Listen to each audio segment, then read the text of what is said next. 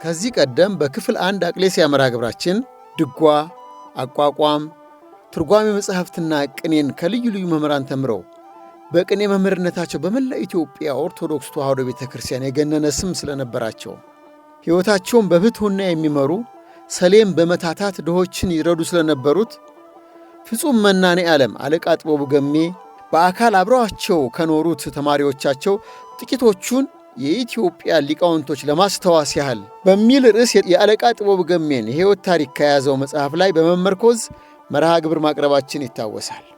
ዛሬ የዚያን ተከታይ ክፍል ትከታተሉን ዘንድ በታላቅ አክብሮት ጋበዝናችሁ። አለቃ ጥበቡ ገሜ ሊቅነትን ከመንፈሳዊነት ጋር ደርበው የያዙ በዓለም እየኖሩ ዓለምን በመናቃቸው እግዚአብሔር የወደፊቱን እየገለጸላቸው በዙሪያቸው ላሉት የሚረባቸውን በመንገር ወደ መንፈሳዊነት ጎዳና ይመሩ የነበሩ በአንድ ወቅት ሊፈትናቸው የመጣ የቅኔ አዋቂ አይነ ስውር መምህርን የነገሩትን መርጌታ ደምሴ ዳዲ እንዲህ ያስታውሱታል። የኔታ ጥበቡ ገሜ በሰላሌ አውራጃ በዋጽዮን ወረዳ ተወልደው ከዛ ለሁሉ ሲደርሱ ስሬ መድኃኔዓለም ሲያስተምሩ ኖረዋል። ሲያስተምሩም ደግሞ የተናገሩት ትንቢት ሁሉ ሰምተነው ግማሹንም እያየን እየተፈጸመ ነው። አይነ ስውር ከጎጃም ይመጣል። እነገላ አይነሽን ሁሉ ሲያስቸግር የነበረ ነው። ጎጃምን መሯል። እስቲ ሸዋ የቅኔ መድብ የሚባል ሰው አለ፣ ጥበቡ የሚባል እሱ ደግሞ እኛ ልፈትነው አለና መጣና ጉባኤ ቃና ቆጥሮ ቀረባ ነው። እሳቸው ነገሩ ገብቷቸው እንዲህ ብላ አይደል ያመጣው? አዎ እንዲህ ብላ ታዲያ እንዲህ ነው ይሄ እንዲህ ስለው ቆመና መሬት ሳማሉ። ወር ባልሞላ ውስጥ አስተካከለ። አገባብ ሰጡት። አገባቡን ቀጸለ። ከዛ በኋላ ጠበላለች ጠሩና እስቲ ተማሪ እየለመንክ እዚች ታች ጠበላለች ያችን ጠበል ተጠመቃሉት። በ7 ቀኑ አይኑ በራለት። ከዛ መጥቶ አዲስ አበባ 12ኛን ጨርሶ ኮኔክቲ ጨርሶ ፈረንጅ ሀገር ገብቶ ቀረ። በአንድ ወቅት ከአርሲ አንድ ልጅ እሳቸው ጋር ሊማር መጥቶ የነገሩትን በኋላም የሆነውን እንዲህ ሲሉ መርጌታ ደምሴ ዳዲ ያስታውሱታል። ትንቢት ይናገራሉ በስውር እንዲህ ቢሆን አንድ ነገር እዚህ ልጨምርበት። ከአርሲ እዛ የሚማር ልጅ ነበረ።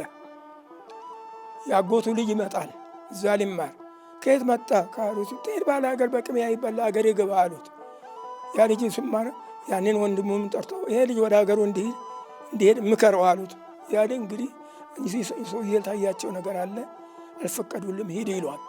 ሄዶ ያ ልጅ ሀገሩ ነሐሴ 1 ያርፋል። ያዛ ያለውን ልጅ የዛ ማርያም ለጠርተው አንተ በህልም ምን አየህ አሉት። ምንም አላየሁም። ንፍሮ እንኳን ስትበላ አላየህ አሉት።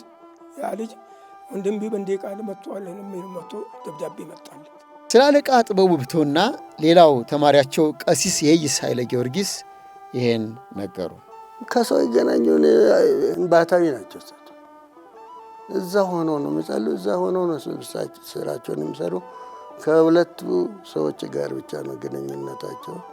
ምግብ የሚያቀብሏቸው የሚያበላቸው 2 ናቸው። እነሱ ጋር ነው እንጂ ከኛ ጋር ማታ ቅኔ በሚያስነግሩበት ጊዜ ይመጣሉ እንጂ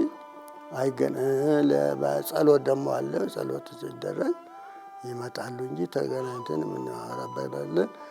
ሌላ መንፈሳዊ እንትናቸው ምንድን ነው?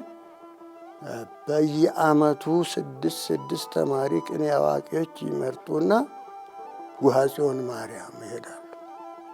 እኔም አብሬ ሄጃለሁ። እንደውም መጥፎ ውሻ ነክሶኝ እዛ መድኃኒት አለ በዛው ታገኛለህ ብዬ አብሬ ሄጄ ከዛ የውሻ መድኃኒት ገዝቼ በዛ ድኛለሁ። ከሞት ተርፌያለሁ። ራሴ እሳቸው ጋር ሄጄ አለ ማንም ማውቀው አለ እዛ ሄደ መድኃኒት ታመጣለህ ብሎ ቅድም ተነግሯል። ሰው መጠየቅ ይወዳሉ ማለት እነዚህ ሸምገል ያሉ የታወቁ ሰዎችን እኔም ራሴ የእሳቸውን በረከትን ማግኘት በረከቱን ታድዬ 2 ቀን ቅኔ ስነግር ወደ እሳቸው ጠርተው በኋላ ተመልሰህና እፈልግሃለሁ ይሉኛል። ተመልሼ ሲሄድ ለባብሰው ይነሱና አብረን እንሂድ ይሉኝና ግራዝማች ማነው ግራዝማች ገብረየስ የሚባሉ ትልቅ ሰው ናቸው እና እሳቸው ቤት ተከትዬ ሄድኩ። ስንሄድ ቀኑ ሮብ ነው። አሁን ጠዋት ነው። ቡና ተፈልቶ እንትን ሲሆን ድንግጥ ብለው ሰዎቹ እሳቸው ሲመጡ ቀኑ ረቡዕ ነው። አሁን ምን አሉ? ኩሉ ሰው ሰማያት ይብሉ አሉ። መፈጠሪያ ያደ ወላዲተ አምላክ ታውቃለች። ይሄንንም እንደዚህ አሉ። እንደገና በሌላው ቀን ደግሞ እንደዚሁ ተመሳሳይ ሁኔታ እንትን ብለው አንድ ቀን ሄጄ ግራዝማች ደሳለኝ የሚባሉ ነበሩ። አርጅተው ቤት ብለው እንትን ብለዋል። እሳቸውንም እነዚህ ሁለቱ አርጅተው ቤት የዋሉ ናቸው። አሁን ይሄዱ የጠየቋቸው አስከትለው ሄዱ። እሳቸውንም ጠይቀው አነጋግረው ባርከዋቸው አብሬያቸው ተመልሻለሁ። ይሄ አንዱ ትልቁ ስራቸው ሰው መጠየቅ፣ በተለይ የደከመ ሰው መጠየቅ፣ እንደ የተቸገረ ሰው መርዳት፣ አብያተ ክርስቲያናትን መደገፍ ማለት እየሰሩ ሰሌን የጎደላቸውን ማሟላት፣ ይሄ ስራቸው ነበር። ትህትናቸው አይኮሩም። ሁሉንም በሳቅ በጨዋታ ነው የሚያነጋግሩት እንጂ ራሳቸውን እንደ ትልቅ ሰው እንትን ብለው ይህም ራሱ መንፈሳዊነታቸውን ስለ መንፈሳዊ እውቀት ያላቸውን ጥልቀት የሚያስረዳ ነው። ይሄ ሰው ማወቅ እንዲታበይ አይደለም። ማወቅ ምንድን ነው? ትህትና። ይህንን ከጌታችን እንማራለን። ትልቅ ሲሆን ጌታችን የደቀ መዛሙርቱን እግር ነው ያጠበው አይደለም? እነ ቅዱስ ጴጥሮስ እምቢ ብለው ሲሉ በግድ እንትን ብሎ አጥቧል። ካጠባቸው በኋላ ምንድን ያለው? እናንተም እንደዚሁ አድርጉ ነው ያላቸው አይደለም? እና ይሄ ራሱ ምንድን ነው? ስለ መንፈሳዊ እውቀት ያላቸውን ጥልቀት ያስረዳል ማለት ነው። አለቃ ጥበቡ ለተማሪዎቻቸው ከጊዜያዊ ጥቅም ይልቅ በትምህርት ላይ እንዲያተኩሩ ሕይወታቸውን እንደ ምሳሌ ይነግሯቸው እንደነበረ ሰላሙ አድነው የተባሉ የቀድሞ ተማሪያቸው ያስታውሳሉ። ተማሪ ወደ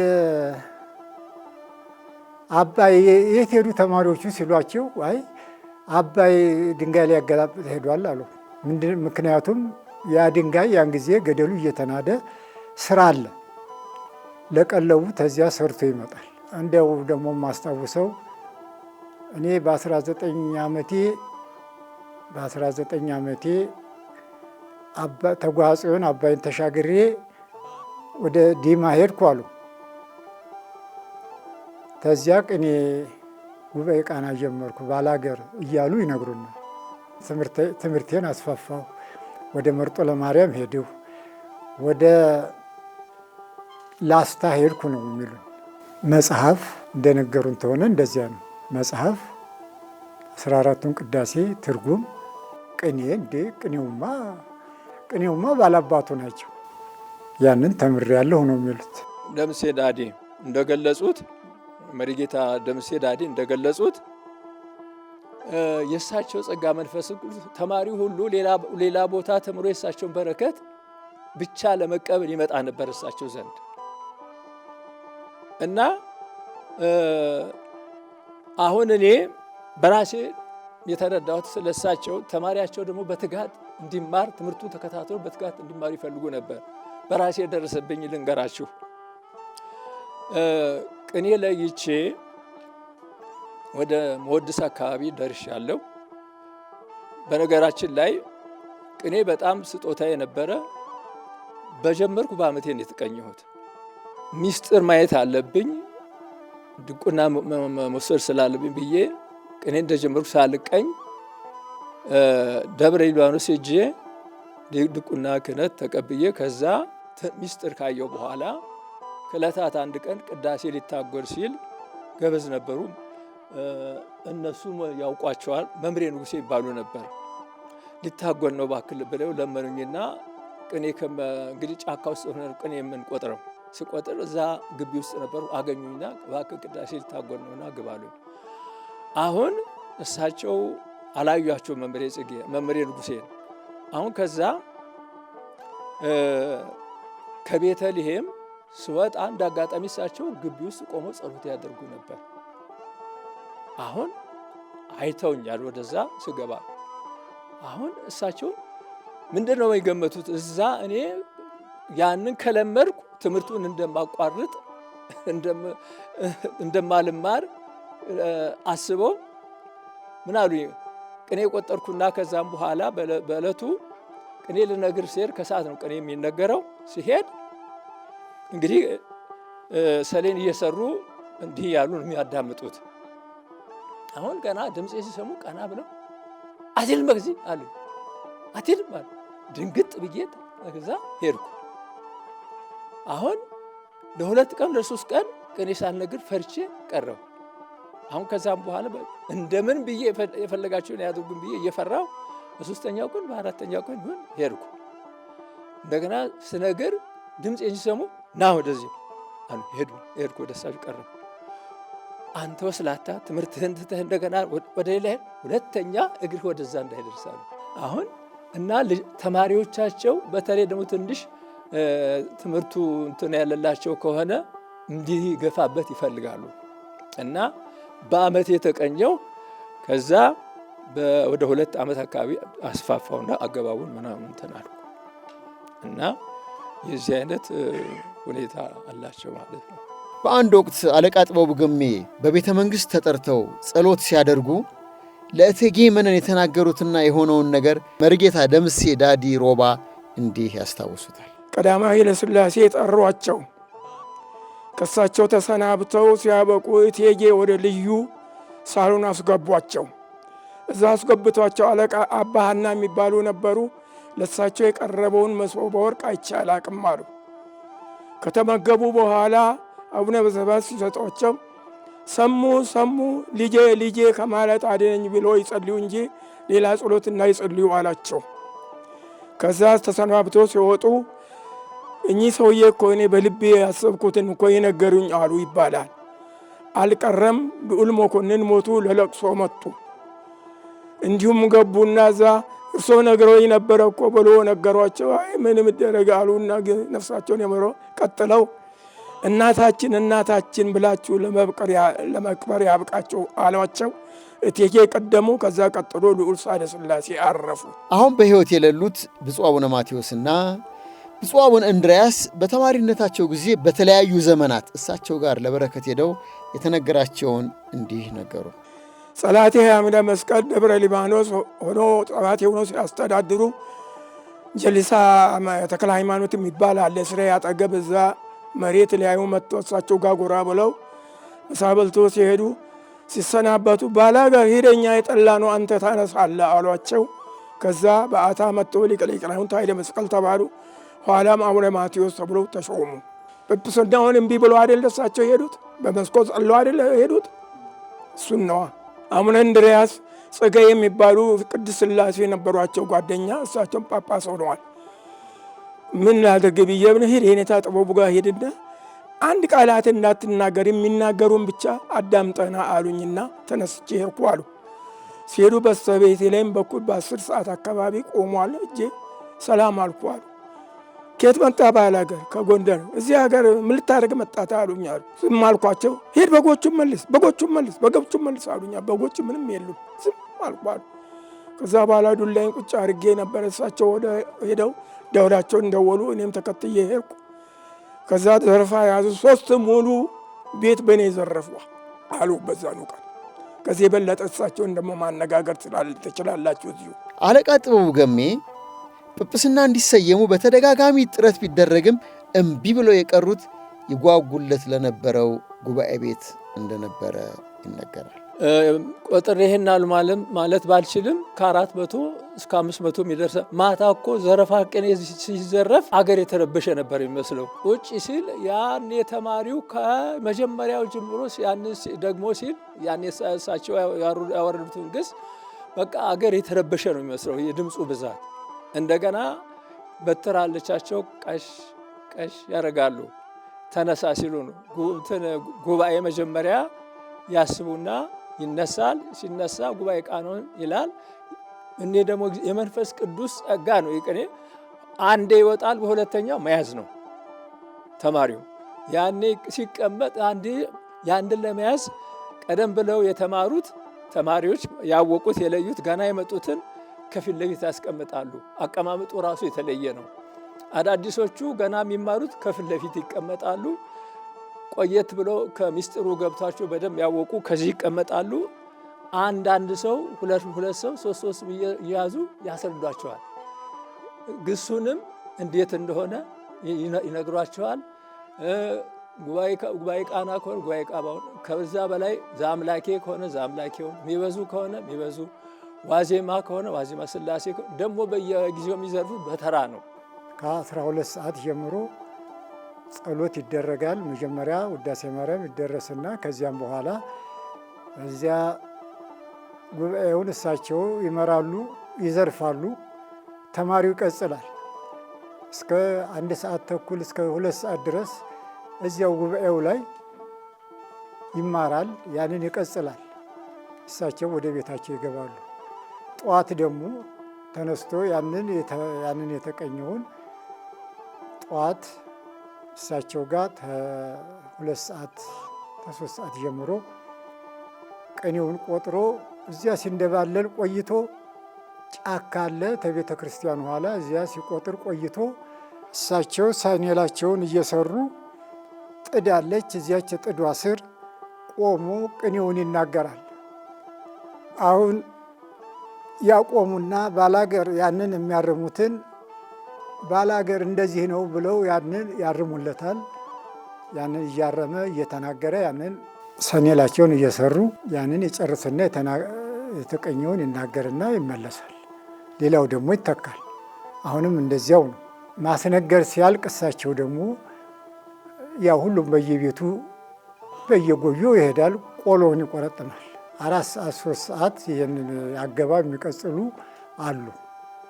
እሳቸው ያያይዙና እሳቸው ደግሞ እዚያቸው ሰኔላቸው ጋር ይመለሳሉ። ሌላ ደግሞ የተሻለ ሰው ለዚያ ያስተካከሉና እሳቸው ወደ የሚነገሩበት ቦታ የሚያስነግሩት ይመለሳሉ። እንደዚህ ያለ እንግዲህ እያንዳንዱ የራሱ መክሊት አለው። እሳቸው የዚህ አይነት መክሊት እንግዲህ ወይንም ራሳቸውን ደብቀው ለመኖርም ይሁን አላቅም በቤቱና ስለሚኖሩ እንዲያውም ይልቅ ሌሎችም ጓደኞች ያውቃሉ። የእሳቸው ረድ የነበሩ ድሮ አባ ገብረ ማርያም ይባሉ ነበር። የእሳቸው ረድ ነበሩ። በኋላ እየተማሩ ምን ብለው በእሳቸው ቦታ ደጉ የሚባሉ ረድ ተተክቶላቸው እሳቸው ከተተኩ በኋላ እኛን አባ ገብረ ማርያምን እዛው እሳቸው ዘንድ ንብረታቸው ጋሻ መሬት አላቸው። ያንን እንዲቆጣጠሩላቸው አድርገው እሳቸው ዘንድ ይኖሩ ነበረ። እሳቸው እንዲያውም እሳቸው ዘንድ ተምሮ እሁድና በበዓላት ትምህርት ወንጌል ይሰጡ ነበር። የእሳቸው ተማሪ የእሳቸው ረድ ነበሩ እንጂ እሳቸው አደባባይ ላይ ወንጌል ማነው እንትን ብለው ትምህርት ወንጌል ሲያስተላልፉ አይቼም አላቅም። በአንድ ወቅት የአለቃ ጥበቡ ገሜ ደቀ መዝሙር መዘምር ዳምጤ ደብረ ሊባኖስ ገብቶ ለመመንኮስ ከእሳቸው ስንብት ቢጠይቃቸው የሰጡትን መልስ እንዲሁም የአቶ ሲሳይ ተክሌ ልጅ በክረምት ሊማር አለቃ ጥበቡ ጋር ሄዶ ለሁለቱም ምን እንዳሏቸው መርጌታ ደምሴ እንዲህ ነገሩ። መንፈሳዊ ሕይወታቸው በጣም ያዝናሉ፣ አይ ይላሉ፣ ይተክዛሉ። ባላገር እንደዚህ ነው ይላሉ። አንድ ሰውም ታገኙ ያናግራሉ። አዎ ይናገራሉ። ለእያንዳንድ ሰው አንተ ጻፍ ይላሉ፣ አንተ እረስ ይላሉ። አይ ባላገር ወደ አገር ሂድ ይላሉ። ባላገር አይ አንተ ሂድና ረስ ይላሉ። መዘምር ዳምጤ ተማሪያቸው ነው። አገባብ ቀጽሏ ለቅኔ መምህረት መርቆታል። ውዳሴ ማርያም ቅዳሴ ማርያም አንድምታውን አስተምረውት ማታ መጣና የኔታ ያሰናብቶኝ ወደ ገዳም ሄጄ ልመንኩስ አላቸው። ባላገር ጠዋት አሰናብታለሁ አሉት። ጠዋት በሌሊት ተስፎ በ12 ተነሳሉት። ልስሰፊ ነበረ ሰውዬ እሱ ጋር ወስዶ በሌ ነው ያንተ ምንኩስና ይንስር አሉት። ያንን ተማረ። ገብረ ጉራች የሚባል ከተማ ሄዶ ሱቅ ከፈተ። 7 ነው 8 ልጆች ወልዶ ሞተ። ሲሳይ ከብተይ ደግሞ ጓደኛዬ ናቸው። ልጃቸውን እስቲ ይህን ክረምት እኔ ተጠበቡ ጋር ልጄ ይክረምልኝ አብረን እንሄዳሉና ልጁን ይዘን ሄድን። ሄደን ቁጭ እንዳልን ማታ ራስ ቀብ ኪነ ጥበቡ አሉ። እኛ አልገባንም ነገሩ። በሳቸው አስጠግቶ መሰለን እኛ ለካ ልጁ ሲናገሩ ነው። ከዛ ቆይተን ልጁን ትተን መጣን። በሳምንቱ ሮጦ መጣ ልጁ። የከተማን የገጠር አይለምድም። ከዛ በኋላ መጣ ከጓሮ ምናምን እየለቀመ ብስክሌት መስራት፣ ሞተር መስራት ልዩ ነገር ሆነ። አሁን ትርጉሙ ገንባ ኪነ ጥበቡ ማለት። ከዛ በዚሁ ምክንያት ጀርመን ሀገር ተፈትኖ ሄዶ ቀረ። ያ ልጅ መካኒክ ሆነ። ኪነ ጥበቡ አሉት። የቀዳማዊ ኃይለ ሥላሴ ሽልማት ድርጅት አለቃ ጥበቡን አቅርቦ በአንድ ወቅት በሸለመበት ወቅት ንጉሡ ሸላሚዎቹን ሲያመሰግኑ፣ አለቃ ጥበቡ ገሜ ግን ለንጉሡ በጊዜው ንጉሡ ሊቀበሉት የማይችሉትን ኋላ ላይ ግን የሆነውን እንደነገሯቸው መርጌታ ደምሴ ነገሩ። ቀዳማዊ ኃይለ ሥላሴ ሽልማት 10,000 እና ሜዳሊያ ሲሸላሙ ሁሉ የዛለት ዶክተር ብርሃኑም ምን አሉት? ዛሬ ነው ሰው ያቀረባችሁት አሉ። ጃኖ ዛሬ ነው ሰው ያቀረባችሁት አሉና ከዛ ያ የውጭ ሀገር መሪ ነበረ። እሱ እኔን ታሪኮትን ለዓለም ማሳልፍ እኔ ነው አለ። እሱ ተናገረ። በቀለ ሞላ ተናገረ። እሳቸው ተራቸው ደረሰ። ቀዳማዊ ኃይለ ሥላሴ የኢትዮጵያ አምላክ ከቀኝ ከፊት ከኋላ ከቀኝ ከግራ ይጠብቆት፣ ብፁዕ ብእሲ ሸነይ ዳህሪቱ ፍጻሜ ዘነሞትን ያሳምርልዎት አሏቸው። ከዚህ በኋላ ያው እንግዲህ መስዳ 6 እንደሆነ ሆነ፣ ነገሩ ተፈጸመ። ስሬ መድኃኔ ዓለም ሀብተ ጥምቀትን ያልነሳ በአርምሞና ትሕትና ይኖር ስለነበረው ሰው ከገዳም የመጡ ባህታዊና አለቃ ጥበቡ የተናገሩትን እንዲህ ሲሉ መርጌታ ደምሴ ነገሩ። ይህ ሰውዬ እሁድ እሁድ ማዕድ አለው፣ ረዥም ማዕድ። እንጀራ ከታች ይጀመራል፣ እሱ ጋር ነው ፍርፋሪ የሚጣለው። ወጥም ከታች ሆነ ጭላጭ እሱ ጋር ነው። ምንድን ነው የምታረገው? አይ በፍርድ ቀን ይሆኑኛል፣ በፍርድ ቀን ይሆኑኛል ኖረና ልክ ያ እግዚአብሔር የደከመውን የሰው ድካማ አስቀርምና የተላከኛ ባህታዊ ከበረሃ መጣ። ካሌ ፈጣሪ ኢየሱስ ክርስቶስ ጠርቶሃልና ተከተለኝ አላቸው። እሳቸው ምድግ አሉ። እኔን ልብ አላችሁ ልጆቼ፣ ልብ ካላችሁ እኔን ተከተሉኝ አሉ። ተከተሉ ሄዱ። አንድ ቤተ ክርስቲያን ወሰዷቸው፣ አጠመቋቸው። ገብቶ ቆረቡ። ወጥቶ ደረጃ ላይ ቁጭ ብሎ በዛችሁ ቅርት አሉ። ከዛ ህዝቡ ጉድጉዶ ሳይቀር ወስዶ ቀበሯቸው። ከተቀበሩ በኋላ ቀስተ ደመና ወርዶ መቃብራቸው ላይ ትክል አለ። ሌሎቹ ከሸከሌ ክዶ እሳት ከሰማይ ወርዶ በላ። ሌሎቹ ደግሞ ያንን አይቶ በሙሉ ተጠመቁ። ስለዚህ ሰውዬው ወደ አረፈው ያ ቶሎ ያርፋሉ ያሉ ነገር ተፈጸመ። የዛሬ ትንቢት የገንዘብ ነው። ትንቢት እኮ የሚገኘው ከፈጣሪ ጋር ስንገናኝ ነው። ለእግዚአብሔር ስንገዛ ነው። የፈጣሪን ትእዛዝ ስንፈጽም ነው። በመላእክቱ፣ በጻድቃኑ፣ በሰማዕታቱ፣ በድንግል ማርያም አምነን ስንገኝ ነው። ዛሬ ለገንዘብ ነው። ፈጥሮ ማውራት ብቻ ነው። ፈጥሮ ማውራትን ብቻ ነው። የአንድ የሚደርስ የለም። እንደውም መቼ ከተማ ይገባሉ? ዛሬ ደጋጎች ሰው ትቶት የለም ተከልክለዋል። ወደ ከተማ እንዳይመጡ እንዲያው ባዶ ነው። አንድ የሚጨምበጠ ነገር የለም። ሐምሌ 25 ቀን 1964 ዓ.ም በደብረ ሊባኖስ ገዳም ራቅ ብሎ ሌሊት ላይ ይጮህ የነበረው ድምፅና ጠዋት ላይ ስለተሰማው ዜና መርጌታ ደምሴ እንዲህ ነገሩ። ደብረ ሊባኖስ አፋፉ ላይ ሆኖ 8 ሰዓት ጀምሮ ቀኝ አይኔ ጠፋ፣ ቀኝ አይኔ ጠፋ፣ ቀኝ አይኔ ጠፋ ይላል። ምንድን ነው እያሉ ካህናቱ አገሩ እየተደነቀ ወደ ቤተ ክርስቲያን ሄዱ። 12 ሰዓት ላይ ሰው ጸጥ አለ። በ12 ሰዓት አለቃ ጥበቡ ሞቱ ተብሎ ተነገረ። አልጋ ወራሽ ጃንሆይ አስመራ ነበሩ። ለጃንሆይ ስልክ ደወሉ። ጃንሆይ ደግሞ ቀኝ አይናችን ዛሬ ጠፋ ብሎ ተናገሩት። አስመራ ሆኑ። በአካባቢው ሰው በጣም በከፍተኛ ደረጃ ነው የሚያከብራቸው። በማንነታቸው ማለት ማንነት በመንፈሳዊነታቸው፣ በእውቀታቸው በዚህ ያከብሯቸዋል። ሰዎች በጣም ነው የሚወዷቸው። እንዲያውም የሞቱ ጊዜ የእሳቸውን በረከት እንደሚፈልጉ ለማስረዳት ያህል እሳቸው ባረፉ ጊዜ እንዲያውም እኔ በዛን ሰዓት እሳቸው ሲያርፉ እዚህ አዲስ አበባ ነበርኩ። ብዙዎች ሰዎች እኔ የምሰራበት እዚህ ልዩ ግምጃ ቤት ይባል ነበር። በቁም ጽሑፈት ነበር የምሰራው። እኔ በመጀመሪያ የተቀጠርኩት እዛ ቤተ መንግስት ነበረ። ህልፈተ ህይወታቸውን ስንሰማ ብዙዎቻችን ደብረ ሊባኖስ ተብሎ ነበር የተነገረን።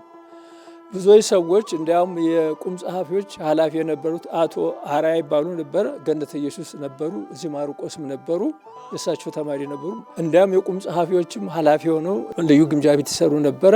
ቮልስ መኪና ነበራቸው። ከእሳቸው ጋር ደብረ ሊባኖስ ሄጄ ነበረ፣ እኔም ራሱ ለቀብራቸው። ደብረ ሊባኖስ ቆይተን ይመጣሉ ተብሎ ሲጠበቅ በኋላ አይመጡም የሚል ወሬ ተሰማ። እንደሰማ ነው ምንድን ነው የሀገሩ ሕዝብ የእሳቸውን በረከት ልታሳጡን ነው አናስወጣም ብለው በእሳቸው ላይ ባላቸው የጸና ፍቅር የተነሳ አናስወጣቸውን በረከታቸውን ልታሳጡን ነው ብለው እዚሁ ነው መቀበር ያለባቸው ብሎ ደብረ ሊባኖስ ቤተሰቦቻቸው ነው ደብረ ሊባኖስ ያሉት የእሳቸው ቤተሰቦች የአለቃ ጥበቡ። ሕዝቡ ግን ከፍቅሩ የተነሳ በረከታቸው ላለማጣት ሲል እዚሁ ይቀበሩልን ብሎ እምቢ ብሎ በዛው እንዲቀበሩ ተደረገ። ይሄ ራሱ ለእሳቸው ምን ያህል አክብሮት ምን ያህል ፍቅር እንደነበረው ሕዝቡ በዚህ ያስረዳል ማለት ነው። ከዛ ቀጥሎ ቀብራቸው ደብረ ሊባኖስ ተብሎ ተነግሯል። ሕዝቡ በያለበት እዛ ሀገር እሳቸው ከመሄዳቸው በፊት ሰው ቀብቶ እንስሳት አድርግበት ነበር። በሽታው ዝም ብሎ መጨረሱ ነው። ሰው መጨረሱ ነው። እሳቸው ክብር ጸጥ አለ። የእሳቸው አጽም ከሄደማ ሰላም ማንዋለ። ሽፍታው ከየጫካ ወጥቶ በለው መኪና ሲመጣ ከአዲስ አበባ ሬሳ ሊወስድ በለው ተባብሎ እዚሁ ተባሉ። ቀበራቸው። አሳምነው ገብረወልድ በ8 ሰዓት ማንም ሳይነግረው የአለቃ ጥበቡ ገሜ የቀብር ስነ ስርዓት በስሬዘር መድኃኒት ተፈጸመ ብሎ ተናገረ። ጋዜጠኛ ነበራ። ሌላ ትዝ የምለው እንግዲህ ያው ቀበራቸው እዛውን የሞቱት ቤተ ክርስቲያን ውስጥ በስተምስራቅ በኩል ቤተ ክርስቲያን ውስጥ ቀበሯቸው። 40 ዓመታቸውን ተማሪዎች ተሰብስበን ሄደን አክብረንላቸው መጥተናል። ደስ ብሎ መጥተናል። ወደ 9,000 ብር አዋጥተን ቀብራቸውንም አይቼ መጥቻለሁ። ቀህሩያን አሰፋ ሀብተ ሚካኤል ከመምህራቸው አለቃ ጥበቡ ገሜ የሚያስታውሷቸውን ቅኔዎች እንዲህ ነገሩ። ከቅኔያቸው ያስኩት አለ እዝል ክብሪቲ ለሊቀ ካህናት ቀኖት እበየ ክብሩ ወማዕረጊሁ ርኢነ ሊቀ ካህናት ቀኖት እስመ ድቡር እድ ኮነ ተባህሉሂ አብያዝ ዘይከውኑ ጻድቃነ ተዘከር አንተ እግዚኦ በከመ ብሬትንህነ። ይሄ የእሳቸው ቅኔ ነው። ዘይዜ ደግሞ ለሆሳዕና የዘረፉት ዘይዜ ነው። ለቡ ሊተ ለኪሩቤል ቅውማነ ፍኖት ይብሎሙ ሰባተ እግዚ ኮናኒ እስመ ላይከ ዳዊት ሆሳዕና እብነ ደብር በቲኮ ይቤሎ ጽንሃኒ። ድንጋይ ፈንቅሎ ጠብቀኝ። ልብ በሉኝ ህዝብን ነው። ባህቱ ማሰነ እግሬ አውፅእኒ ብሂሎ ስብሃት ላይከ አዶኒ አኮኑ አይመረ ከመ ይተርፍ ምንተኒ። ምንም እንደማይተርፍ ስላወቀ እግሬ አውጭኝ ብሎ ሸሸ ነው። ምስጋናን ነው። ወድስ ከመሃ ለሔዋን ወላዲተ ስሳ ማይመም ይጸና በእመ ውሉድ ዮርዳኖስ አኮኑ ይኮነት እጹተ ማይጸን ወከርስ ዮርዳኖስ እምቦ ለአብየ ንጉሥ በቃላ መባረካ ሀብተ በረከት ዘነሳ ቃል አፉ ለዮሐንስ እማርመመሂ መቄዶናዊ ኃይለ ቀያፋ ነፋስ የወድቀ መሰረታ ለጥምቀት ቤተ መቅደስ። እንደገና 2 ዕጣን ሞገር እዝላለ ለመስተገብር አብርሃም በዓለ ስርናይ ጥዑም ስላሴ ነጽዎ በአፈላይም አልህምቲሁ አምጣነ በሉ ማይረር ስላሴ ዘቅድም እንዘ ይሬ አብርሃም ወጸባ መስዋዕት አቅለሉ ስላሴ ዘመስለ ይስሐቅ ግሩም በበግ እስመተ አረቁ እይትከአውደም ተሜጠት ርግብ ኢትዮጵያ ውስተ ሐመረ ኖህ ዓለም እንዘ ትብል ሐጸ ማይ መንግሥቱ ለሮም ወደብረ ብርሃን ዘአርያም በሐዲስ ልሳን ዘእያደምም ይዜምሩ ካህናት አዋ ሰአለ ማየ እምነ ርብቃ ክሳድ። ይሄም እዝል ዕጣነ ሞገር ነው። ሰይፈ ነበልባል ያውብር ገበር ፈቃድ ወስጋ ለዳዊ አረገወይን ዘበገላድ አጸድ ጊዜ ወራን የሳን ትትገመድ ተአዘዘ ሰይፍ ኬንያ ሐናፄ ክሳድ ማይፈድ ይቁሙ 7 አኪላት አይማድ ይገብር ኃይለ ወምህረተ እስከ 10ቱ ትውልድ ኃይለ ሥላሴ ዘሰማ አብያተ ኃይለ ሥላሴ ዘሰማ አብያተ ብዙሃን አዝማድ ልበጸር ምድር ከመተራድ እስመ ማአፉ ይወፅእ ቃለ ነጎድጓድ እስከ ምህወ ኃይለ ጸር በረድ። መርጌታ ደምሴ ዳዲ ሮባ በአምሳለ ጥበቡ የተቀረጹ የራሳቸውን ቅኔ እንዲህ ያቀረቡልን። ዮሐንስ ወጴጥሮስ ላእካን ዘታቦር በአመቦው ቅዳሴ ተንሥኡ ለጸሎት ኤልያስ ወሙሴ አኮኑ አዘዘ እምነ ሰለስቱ ሥላሴ አሐዱ ካህን ሰብአ ውዳሴ ወይሁዳ ይኩን ፈላሴ። ደብረ ሊባኖስ ለጥር ተክለ ሃይማኖት ረዋሴ ገል ምስለ ረዋጽያን ጻርቃን ለመሮጹ ዓለመ በእግር አሐዱ ኩሎሙ ቀደመ ወረከበ ድኅረ ሥርጋዊ ዓለም ሕማመ እምነ ንጉሥ ገድል ዘኩሎ አቀመ ወገነተ የጽርቀ ሰመ ጽርሐ አርያም ሩፋኤል በጊዜ ኩናት ዑረተ ዓይን ጦቢት ዘመጽአ በኃይለ ሩፋኤል ሐራ ለጽልመት ለተሰንበት ብርሃን ሰዓራ ለዕለተ ሰንበት ብርሃን እስመ በቃሉ አክበራ እግዚአ ብርሃን መልአክ እንተፈጠራ ወተከላ ለብርሃን ደብተራ ዋዜማ ገነተ ጊዮርጊስ ጽጌ እንትን ሥላሴ ረበናተ ሰብአ ነገሥት እለቆሙ በአመፃ እትፈር ምንተ ክሳደ ሰማይ ሶስና ዳንኤል አሚነ ሥላሴ አኮኑ ጸዋዳ ወተረክበ ድረ ምስለ ሰብአ ነገሥት በፍና በቃለ ትፍሲት ወትሕትና እዛ እሳተ ብስተመና ወጸለላ ቃለ አብ ደመና ሞድስ በአታ ማርያም ይመትር ቆጽለ ሕገ አይሁድ ኒቆዲሞስ ሰይፍ ባለ በሊል ልሳን አኮኑ ታልሃኮ በደላኪ ርሱን ወፃን ኒቆዲሞስ ይትዋነስ ምስለ ፀሐይ በጽልመት መካን ወተሰማ በሌሊት ዘባቤሁ ለወልድ ልበ ኒቆዲሞስ ቀርን ለዓለም የሐውር ይሄ ኒቆዲሞስ ነጻሬ ኩሉ በአይን መዓልተ በጽልመት ወለዴተ በብርሃን መዓልትን ለኦሬት ሌሊትን ለአዲስ ሰጥቶ መተርጎም አምጣነ ብርሃን ተተከለ መንገለ ጸጋማ የምን ፍኖተ ሕይወት እንተያሬ ግብረ ጽልመት ዘያማስን ወዘኢት ወልደ ልበ አይሁድ መካን ጉባኤ ቃና የዚሁ አልቦ ዘነሳ ለኒቆዲሞስ እዴሁ ኒቆዲሞስ ሰይፍ አምጣነ ክሌ አፉሁ ደብረ ይድራስ ጊዮርጊስ አባቶች የጋበዙኝ ለደብረ ዘይት ለታብቁል ምድር መቃብረ ሥጋ ሙታነ ሥራ አዝረተ አመ ይመጽእ ክረምት እስመ ላዕሌሃ የዐውድ ደመና ሰማይ መጣት ወቆመ ይእዜ መቃብር ትሑት ዘበላ ወዘነሳ ይንብብ ቃለ ለመላእክተ ይጻፍት ለዓለም መቃብር ዘካርያስ ካና ቀዳሚት ኦሪት ልሳነ ሳይሆን ተጻጸ ከሰተ በለዴት ወምጽአተ አምላክ ዮሐንስ ባበ ኩሉ ፍጥረት ሰበከ ለንስሐ ትንሣኤ አካል ቃለ ጥምቀት አኮኑ ተስረ መርገመ ሥጋ መቅበርት ጉባኤ ቃና እዚሁ ላይ ይገብር ምንተ ትንሣኤ አምላክ ሰኩላ አኮኑ ያንሶሱ ማከለ ጠሊ ሆላ በግ ነው። እዛው ደግሞ ደብረ ይዳት ጊዮርጊስ ባለፈ ዘመን የሰጡን መላእክት ሄራን በበነገዶሙ ምስለ ነፋሳት ዘኢዮር ፍትሐ ጉረኔ ወጠኑ ምጽአተ አምላክ ንጉሠ እስመ በስፋት አመ በስፋት ደገኑ ምጉታን ንቁሃን ዓለመ መቃብር አኮኑ መነኑ ወዘቆሙ ካህናት ቅድመ መንበሩ ለወልድ ዕጣነ ስርየት አጠኑ ለዓለም ሞት ሕያው መቃብር ዘዓለመ ሥጋ ኮነኑ ሱፋ አፍሆሙ ፍጡር ይከድኑ ወጠበብተ ምጽ አርቃን ሆተ ገነት መጠኑ በሀብል ኪዳኖሙ ኃጢአተ ዘፈተኑ በግብረ ኃጢአት ንጉሥ ብዙ ሐዘኑ። የዚህ ጉባኤ ቃና ኩሉ ይጸልይ እምነ ነዋሙ ነቂሆ አኮኑ ነቀወ ትንሣኤ አካል ዶሮሆ። የዕለቱን አቅሌስያ መርሃ ግብራችንን እዚህ ላይ ስናጠናቅቅ ቀሪዎቹን መርሃ ግብራት እንድትከታተሉ በአክብሮት በመጋበዝ ነው።